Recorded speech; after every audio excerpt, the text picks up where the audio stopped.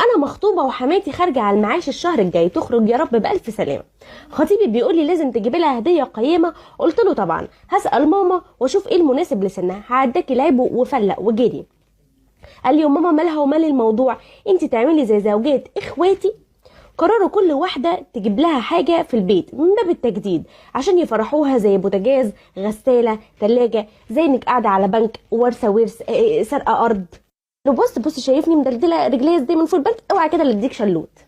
بعدين كلمه للحق، يعني الواد ما غلطش في حاجه، يعني كل اللي طالبه منك انك تجهزي حماتك، ان كده هي مش طالعه على معاش، هي كده هي كده داخله، دي دخله دي. المهم فندهت على ماما وهو قاعد وقلت لها. ماما قالت له ماله يا حبيبي ما يغلاش عليها طبعا، بس انا عارفه ان زوجات اخواتك ما بيشتغلوش، واخواتك الرجاله هيدفعوا وانت مش اقل منهم، شوف معاك كام ونجيب على اساسه. وجون لي ماما وجون.